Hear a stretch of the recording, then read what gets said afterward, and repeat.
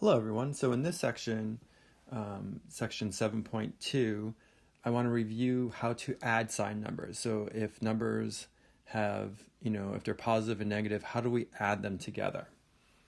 So let me give you the rules first, and then we'll do several examples explaining how this works.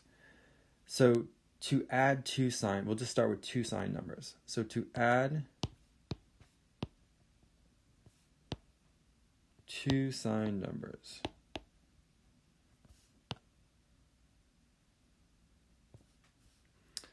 okay, here's what you do. If the numbers have the same sign, so if the numbers have the same sign, then the rule is you add their absolute values and keep the sign. So you add their absolute values and keep the sign.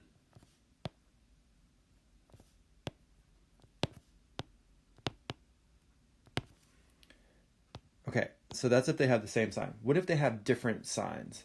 So if the numbers have different signs,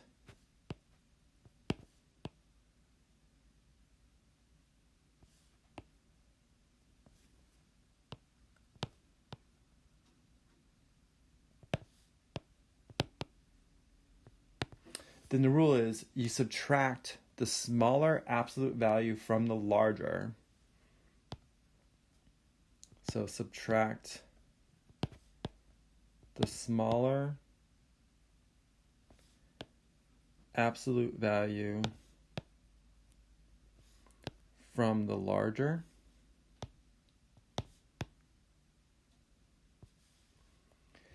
And then take the sign of the number with the larger absolute value. So for the answer,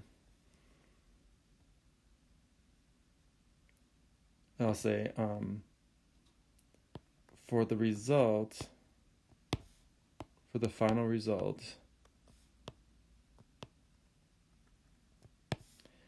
take the sign of the number with the larger absolute value.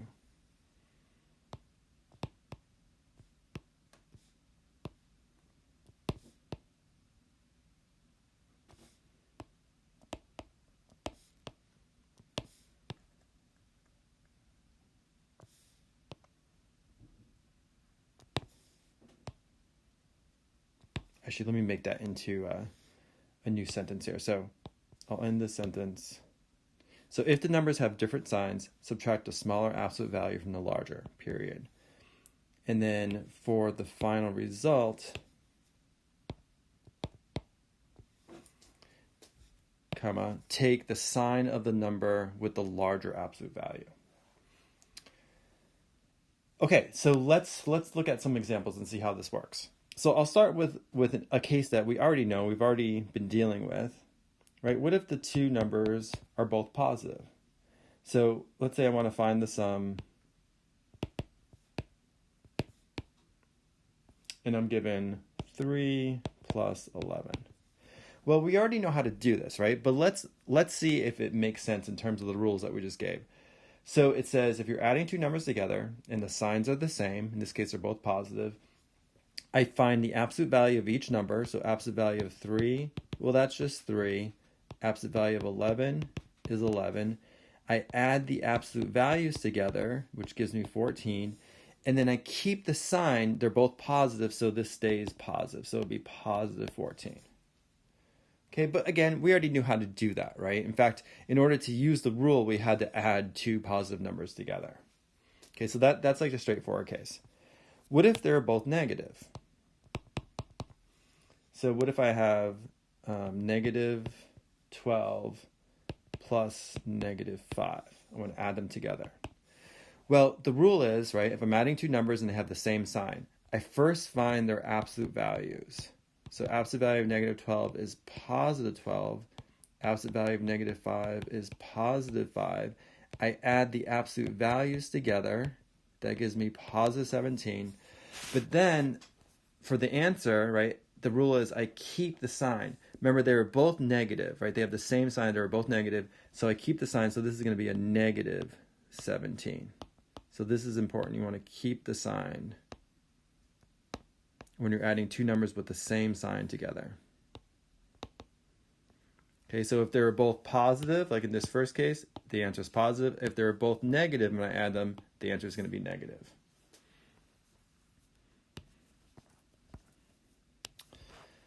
All right, the more interesting cases are when they're opposite, when they're different, right? So if I have, say, let's say I want to add negative 9 plus positive 4.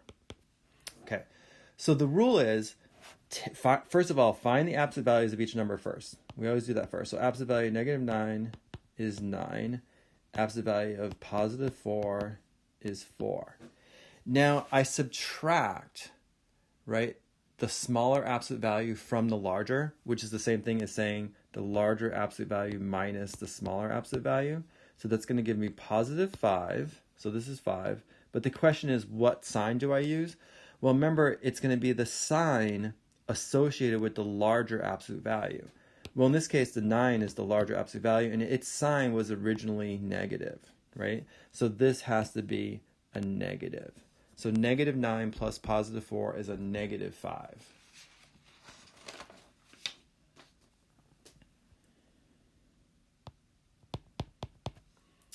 Let's say I have 6.1 plus a negative 5.9.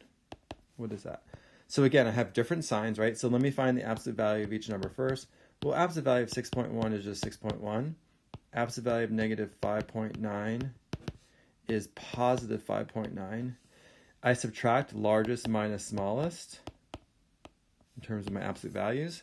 So we know how to subtract decimal numbers, right? Line up the decimal points. I'm going to need to borrow here. And 11 minus 9 is 2, and then this is going to be 0. So this is 0.2. The question is it positive or negative?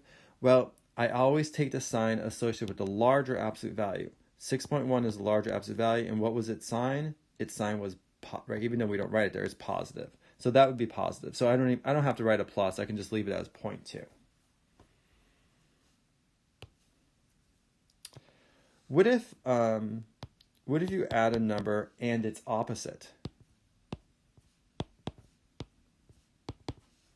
So that comes up often, right? I add a number, negative 8, plus its opposite. Well, here, let's work it out.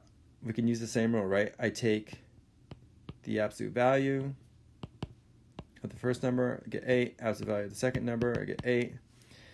Now, I really don't have a larger and a smaller, but you can use the same rule. If I subtract, I get 0. And then there is no sign associated with 0, right? It's neither positive nor negative. So this is just going to be 0. So that's something you should just know, right? Whenever you add a number plus its opposite, you're always going to get 0. Okay, now we've been working with decimal numbers and integers mostly, but of course you could also add and subtract fractions or mixed numbers. Let's do one where we add 2 1/6 plus negative 5/6. Okay, so again, I want to find the absolute value of both numbers. So the absolute value of 2 1/6 is just 2 1/6. The absolute value of negative 5/6 is positive 5/6. Then same rule, I subtract largest minus smallest. Now remember, there's a bunch of ways we could do this, right? We could convert to improper fractions and then subtract them, or we could do the subtraction as a mixed number. Let me remind you how to do this as a mixed number. So I have 2 1/6 minus 5/6. So, and you can think of this if you want as like a 0 and 5/6, but we don't ever write the 0 there. So I need to subtract the fraction parts first, but I can't because 1/6 is smaller than 5/6, right? I don't want to end up with a negative here. So remember how to do this? You have to borrow, right? You rewrite, think of 2 1/6 as being 1. I'm borrowing 1 from the 2 so that I'm left with 1 plus 1 1/6. And then I can think of that as 1 plus, this is going to be 7 6. And then I kind of write it in the funny way as 1 and 7 6. Right, so this becomes 1 and 7 6 minus 5 6. So now I can subtract the fraction pieces. 7 6 minus 5 6 is 2 6. And then subtract the whole number of pieces. 1 minus 0 is 1. But then this can simplify, right? The fraction can simplify to 1/3. So it looks like it's 1 and 1/3. Now, is it positive or negative? Well, that's when I look at the larger absolute value, which is 2 and a 6. What was its sign? Its sign was positive, so this must be positive. So this answer is going to be positive 1 and 1/3.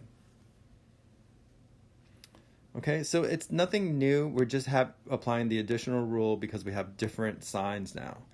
But everything else we learned how to do earlier, right, when we subtracted mixed numbers together. Okay, let's do a couple of examples from the My Open Math homework. Okay, so in this example, I want to add 9 plus negative 32. Okay, so these have different signs, right? So the rule is I find the absolute value of each number first. So absolute value of 9 is 9.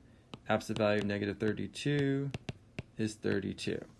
Then I subtract largest minus smallest, right? 32 minus 9. So I have to borrow here, right? This is 2, 1. So this is going to be what? 12 minus 9 is 3. And then I have a 2 minus 0 is 2. So it's 23. But then I want to take the sign associated with the larger absolute value. Well, 32 is the larger absolute value, and its sign was negative, right? So this answer is going to be negative 23. The other way to think about this is you can think about this also in terms of money, right? So think of positive is you're being paid that amount, and negative is owing. So in this case, right, you can think of it as you're paid $9, and the addition means like the negative 32 means you owe $32. So then what is your net result here? The net result, so if you get paid 9, right? So now you have 9 and you owe 32, that means you still owe $23, right? So the net result is that you still owe $23. So that's why it's negative 23. So you can think of it in terms of money, all right? But it's easier if you just use the rule, and eventually you get very good at this. You won't even have to think about the rule anymore. Okay, what about this problem? So add using the rule for order of operations if necessary. So we have parentheses, right? Actually square brackets, but you can think of those as parentheses. So we have to do with what's within the parentheses first. So I need to add 11 plus negative 4. And then over here I need to add 14 plus negative 5. I need to do that first. So I'm adding two numbers, right, that have different signs. So the rule is I find the absolute value of both numbers. So absolute value of 11 is 11. Absolute value of negative 4 is positive 4.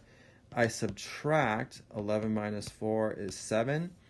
And then I take the sign associated with the larger absolute value, which in this case is going to be positive, right? So this is really equal to positive 7. So this is just positive 7. And then the other one, I have 14 plus negative 5. So again, I take the absolute value of each number. Absolute value of 14 is 14. The absolute value of negative 5 is 5. I subtract largest minus smallest, right? Largest absolute value minus smallest absolute value. That's going to give me 9. And then I take the sign associated with the large absolute value, which is positive again. So this is really equal to plus 9. And now I have one more step to do. I have to add two numbers together. Well, they're both positive, so I add them together, add their absolute values, which are the same, and I keep the sign, right? So 7 plus 9 is going to be 16. So this is really just equal to 16. All right, so that's adding two signed numbers together. Next section I want to talk about is subtracting. And really, subtracting is very similar. In fact, what we do is we turn a subtraction problem into an addition problem. And we already know all the rules for adding two signed numbers. So once we turn the subtraction into an addition, we can just use the same rules that we just learned in this section. Great, thanks.